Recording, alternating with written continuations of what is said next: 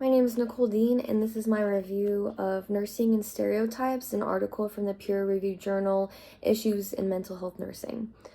Basically, these authors just take you through a list of different stereotypes, and each one they just explain its impact on nursing and the patients and the professionals themselves. So, for example, one of the first ones they take you through is the women's stereotype, that nurses are all just women.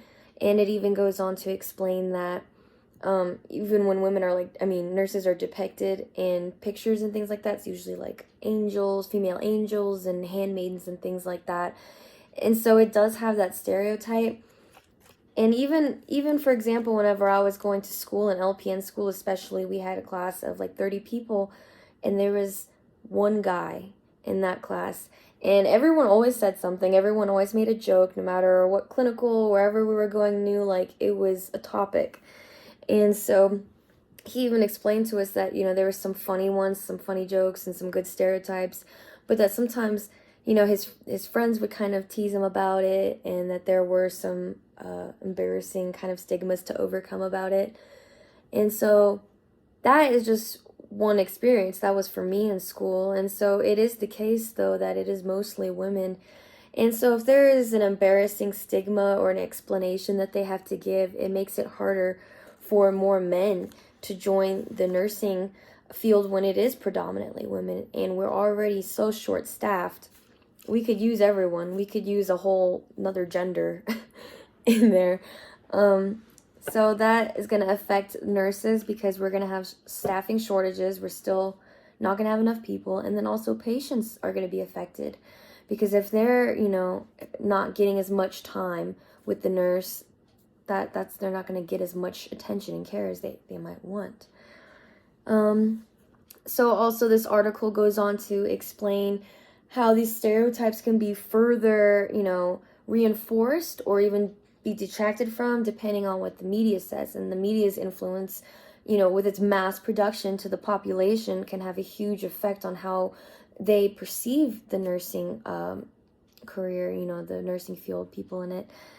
And so, for example, with this COVID going on, with nurses getting fired for not getting vaccinated, that has kind of caused a division, two sides, nurses saying, no, we shouldn't have to get vaccinated, and nurses saying, yeah, you should.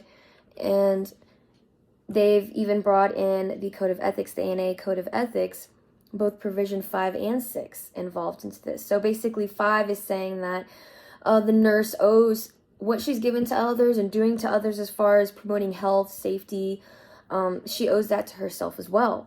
And so people are saying, if I'm willing to give another person the choice, patients the choice, I should have that for myself as well, to see my own health as I want. And then number 6 is basically saying that individually and collectively we'll all maintain and improve our work environment, our working conditions, the conditions of employment, for safety and quality care. And so this also is controversial, because some people are saying condition of employment, I shouldn't be fired because I won't get the COVID vaccine. And however, some are saying, no, this is us working to improve our working environment for the safety of us, for the safety of our patients. So it's just a huge controversy, and it really has caused the media and the stereotypes of what a good nurse or right nurse, or what the right decision to make is caused a division among people, among nurses, everything.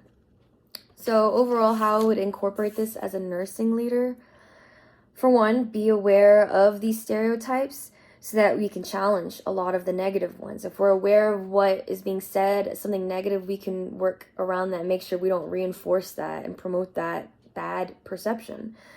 Number 2, a good one, realize that we have good stereotypes too, that we're trusted and respected, and know that that's something to take pride in, and also something to protect and uphold, because we don't want to lose that good stereotype.